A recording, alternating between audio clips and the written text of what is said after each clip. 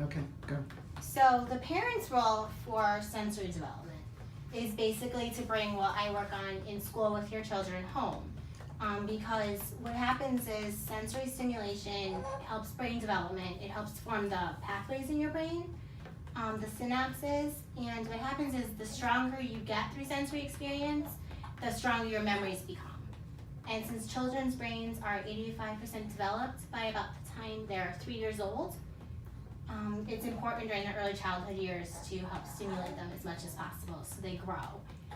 It's also a way to bring in a hands-on experience at home for learning, where you're not just teaching them through reading and writing in texts, or for saying, here's a video, go and watch it. It's a way that you can introduce them to creativity. I know, like, for example, Tessa likes to finger paint, and she likes to dance with scarves. So it's a way to bring in like auditory, visual, movement, texture. She's also very creative. I don't know if you know this, she really likes painting with water and using the paintbrush and eating the paintbrush. But again, she's getting all of those sensories to help develop, and talking about the different textures and the senses and the sounds also helps her brain development. It's also a way at home that's inexpensive. Most of the materials that I'll suggest, you can buy at a dollar store, or you have at home because you already have dish soap to wash your dishes with, and you add that to water and you have bubbles. You can throw in buttons, that you have extra buttons, into a bottle and make a sensory bottle to have shaking and sounds and different things like that. A lot of children like the just water beads that you can buy at a local store in the sensory bottles. They like rolling them across the floor and watching them visually turn up and down, but also hearing the different sounds of how the water beads sound to the buttons. One thing you can do is take it outside. You can keep your kids outside. You don't have to rely on homemade materials or store-bought materials. You can use dirt, you can use sand, you can use leaves, like especially to incorporate the fall. You can step on leaves, you can play with leaves. For Luke, you can brush a leaf against his cheek. Babies between the ages of 0 to 3 months really like that skin-to-skin contact. They like the lotions on the skin. They like just touching the skin. Huh, buddy? Hi. Okay, I won't scare you, I promise. Hi. I see you. There's also, which fun, is tissue paper, ribbons. And again, you can use the tissue paper. You can put it in things. You can put it in a bin. A lot of parents keep, and teachers keep the diaper wipe lids, and they'll attach different things to each side of it, and the kids open and close them, and they get textures, or they pull the scarves out of the bag. And again, it's movement. It's developing the concepts of teaching fine motor skills of reaching, but it's also stimulating the sensory environment. This is just a little video, and then we'll talk about how it can relate to sensory development at home. And there's a little technical glitch.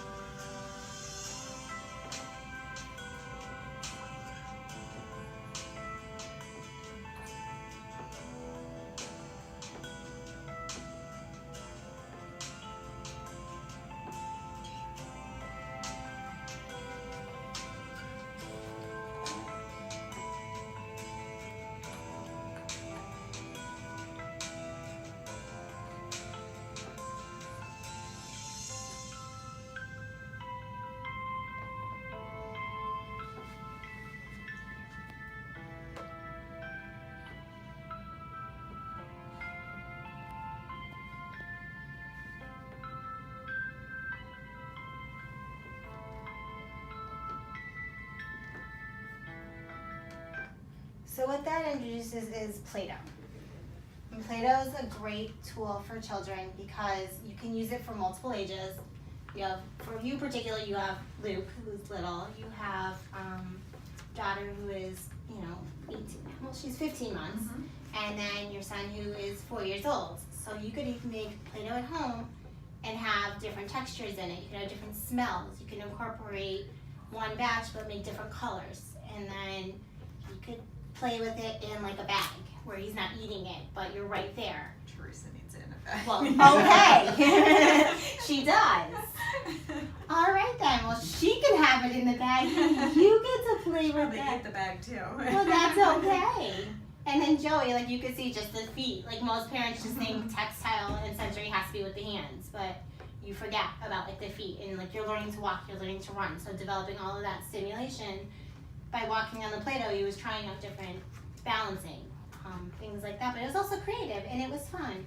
And I do like the idea of incorporating scents because then you're teaching the sense of smell. You're not just teaching a tactile sense and colors, things like that. And there's a lot of like non-baking Play-Doh recipes, so you don't have to worry about hot oven or you don't have to worry about supervision, but you don't have to worry about supervising around something hot. So what I thought we would do is make our own Play-Doh for you to take home, and then you'd be able to use it with your children while you're home. Sounds good. Yeah. Luke, you want to make Play-Doh? Do you want to make some Play-Doh? And I'm going to help your mom because she's holding you. What do you think? I think you want to try this. This is a little sensory cloth. We got different materials. What do you think? What do you think about that? Different colors? No. Your sister would like the tea though. Yes. Yes. And again, it's just a different way to. Since you're holding the baby, I will measure for you. Thank you. One thing that is fun about Play-Doh is it also teaches like math skills. So you're doing sensory, but you're also teaching measuring. You're teaching size, like big cup, little cup, depending on their age. You're working on fine motor skills because they're gonna have to knead the Play-Doh to make it grow. So the recipe I chose is a recipe that has a scent in it, and you use it making tea leaves. So what you would do is I forgot a couple of flour. Oh, I did have flour. You would add the flour, and for the convenience, we did kind of pre-measure, but we're still going to add some in. Hi. What do you think? I know, huh? So again, you could explain to them, like, this is like the pouring, the scooping, the pouring, the difference of the flour. It's the same color as different things. But again, you would be measuring it level, but it was pre-made. And then you would add in your salt. What do you think? You came too little for this one. 1 cup.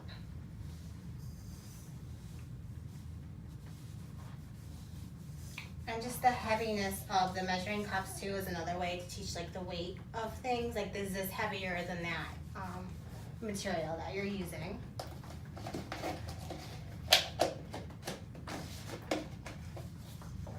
And then for this one is a lemony tea.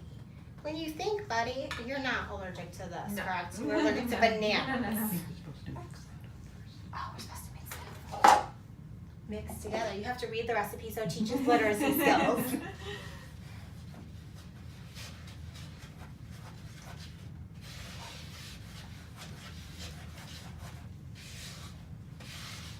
And what was fun about this recipe is I previously got to try it with a group of students, and they had a fun time just feeling the tea inside and just taste like the different smell that came with Yeah, it. it smells good.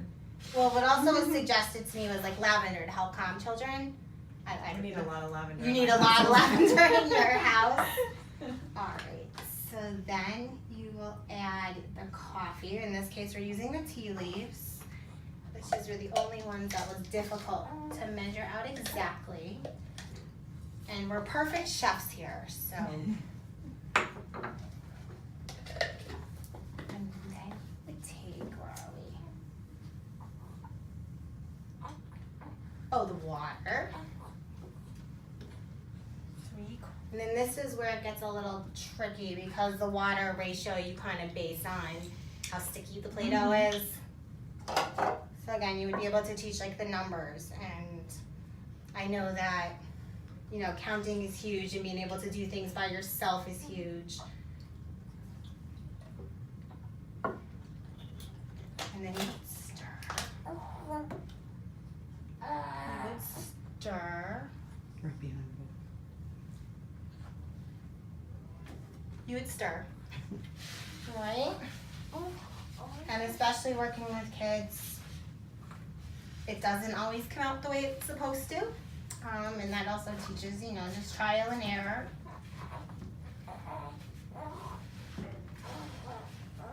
Right?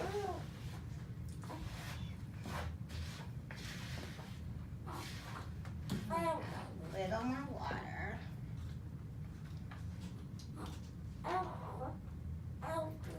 Really? You could try some too. I'm sure your brother and sister will share.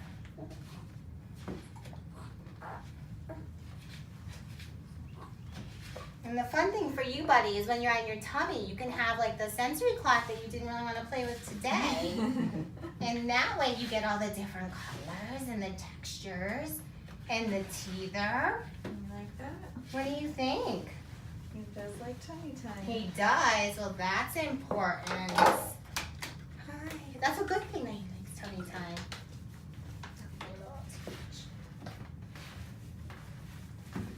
Okay. And now the fun part. Get to mix it all together. Do you have questions for me as I'm mixing this? Or just a little watery, so you might have to add more flour. I like that. It looks nice and What do messy. you see? You can touch a little if mommy will let you. A little bit of flour.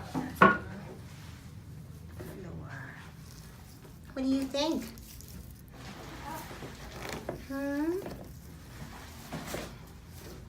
Thank you.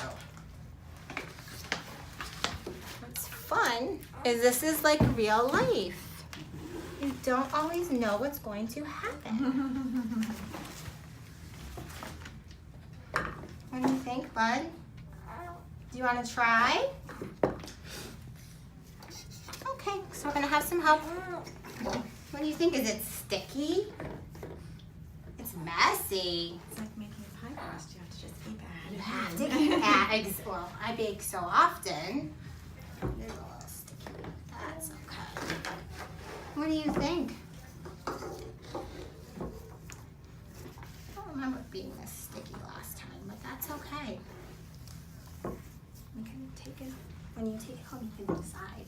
And the good thing is, you can refrigerate it, so it can last like days. It doesn't just get like that one-time use. What do you think, Luke? This is just a little stickier, but that's okay, because you know what? It's fun. It's fun. But I do know that sensory bottles are fun. You could shake the one on the table if you want to try that one. What do you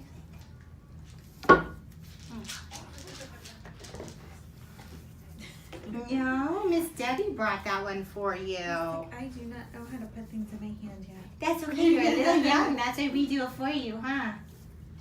So anyway, so here would be the Play-Doh. And what's fun with is you could use it for shaping letters. You could use it for building a tower. It helps promote conversation because you could ask children what they're making, what you're building, sharing with multiple children in the household, different things like that. So that would be what we're going to do for today. All right. You're going to stop the video, please. Okay.